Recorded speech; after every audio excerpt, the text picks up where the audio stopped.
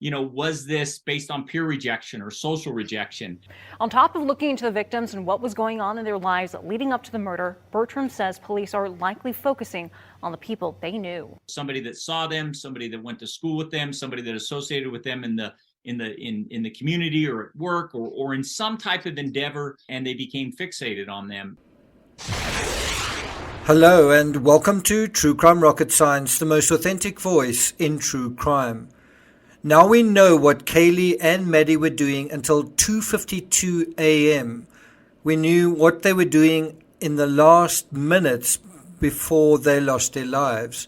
According to Kaylee's sister Alvia, at 2:26 a.m. Kaylee started to call a guy called Jack, right? She told Inside Edition this and described him as a young guy. Kaylee called Jack 6 times between 2:26 a.m. This is on the Saturday the 12th of November, and 2:44 a.m. And then from 2:44 to 2:52, Madison, her friend, called Jack 3 times. And then Kaylee made a final call to him at 2:52 a.m. In all, that's 10 calls to Jack in 26 minutes, arguably the last 26 minutes of their lives. Is this relevant? Well, isn't it? Before we get to the rest of this episode, if you haven't subscribed to the channel, please do. Also, if you are subscribed, please share. If you're new to this channel, my name's Nick. I've written a number of books on true crime. That distinguishes me from most other true crime channels. I've written dozens of books on true crime, and I've been a student of true crime for about 10 years. I also try not to sensationalize, glamorize, fictionalize, or dramatize true crime. True crime is bad enough, horrific as it is. And so what we do try to do on this channel is investigate in an authentic way and try and figure out in a sincere way what really happened. If that is something that you're looking for, then this is the channel for you. And let's get started. So I don't want to go into who Jack is right here, except to say there are 2 Jacks, and Maddie has a Jack and Kaylee has a Jack. Kaylee's Jack, going by her social media post, seems to be less present and less current than Maddie's Jack. Although it's possible that Kaylee called her Jack on the morning of the incident, minutes before the murders, and Maddie called her Jack, respectively, a different Jack, I believe that Kaylee's sister, Alvia, is what she's saying is that Maddie called Jack after Kaylee did. Perhaps he wasn't answering, or perhaps they were in an argument, or perhaps Kaylee called Jack on Maddie's phone. When Kaylee called Jack at 2:52, did he answer? If he did answer, how long was their conversation? If he did, where was Jack when he took that call? Now, we know that one of the Jacks apparently was hours away. We'll get to that. But one can anticipate that Maddie was quite protective of Kaylee based on how close and what good friends they were, practically a sisterhood. From the sheer number of calls, this was clearly an emotional interaction minutes before their deaths. It is hard not to look at that, the timing of it and the type of interaction, the numbers of it and the frequency of it, that and say that that is not relevant to the events that followed shortly after. Right? Do you guys agree with that? And then let's have a look at Maddie, Kaylee, Ethan, and Zaina's social media in order, in the order I've mentioned it and also in general. So first of all, Maddie Mogan, 197 posts, 5,808 followers. That's not bad for less than 200 posts. And she was following a relatively small amount of people, 680. Kaylee, 174 posts, over 7,000 followers, 852 following. It's also from Kaylee's Instagram that the final post is made. It's her Instagram that activates last of all 4 of them. Then Ethan Chapin, only 9 posts, 2,000 followers. One wonders whether these follower numbers are actually accurate or whether they've been inflated subsequent to this crime going high profile. But basically, just in terms of number of posts, he's got the least. Then Xana Canodal, 47 posts, 5,000 followers. Again, one must wonder how many of these are people that are following based on the high-profile nature of this. So in terms of these 4 accounts, this was the only one of 4 accounts to post something on Saturday, November 12th, and it was from Kaylee's account. What does that mean? What does it mean that this was posted on her account? Does that mean the killer is on that side of the social networks?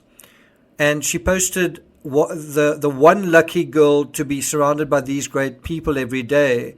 That particular post, was that triggering? Did someone that was once close feel excluded? That was touched on at the beginning of this analysis by the agent.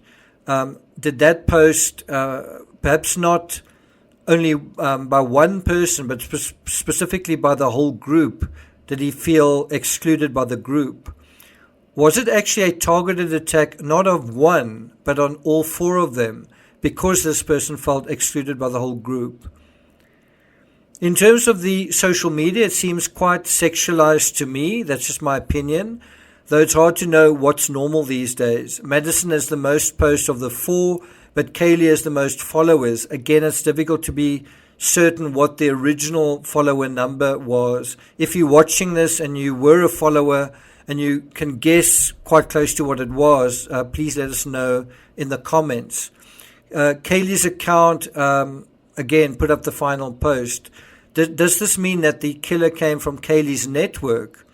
But if you think about it, since that post refers to Madison, it could mean that the killer came from Madison's network as well, and that the killer knew Kaylee as well.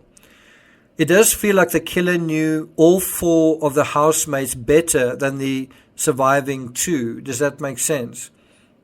Now, according to the Idaho Statesman, quote, Maddie Mogan, she was 21 years old. She was a senior marketing major at the University of Idaho. She was known as Maddie to her friends. She loved the color pink and was excited about plans to move to Idaho, to move to Boise, Idaho, after graduating this spring, said family friend Jesse Frost.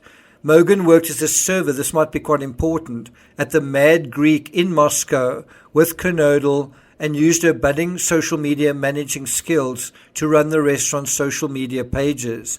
Xana and Maddie have been servers here for several years and brought so much joy to our restaurant and all of those they encountered. That was posted on the Mad Greek Facebook page.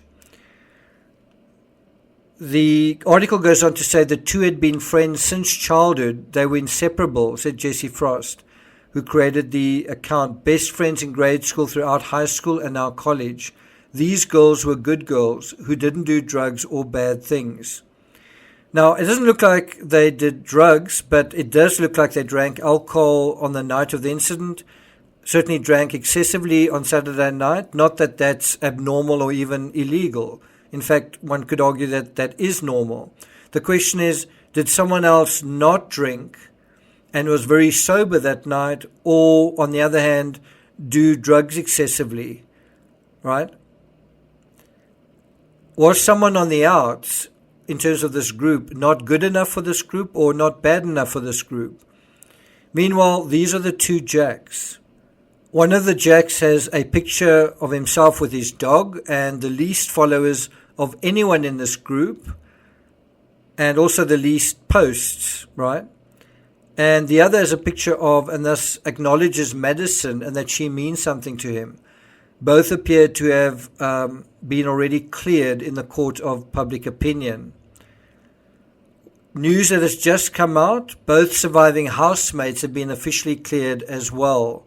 And according to ABC News, authorities said Friday that the man seen in the Grub Street surveillance video with the victims is not believed to be involved in the crime. So who did commit this crime? It does seem to be a student. It seems to be someone with some kind of relationship to the victims. If it's not one or the other Jack, if it's not the guy in the hoodie, then who is it? Well, only the students would know that. What do they know? Whose behavior of late has been obsessive, fixated, unusual, or even extreme? Thank you for listening, and I'll see you guys next time.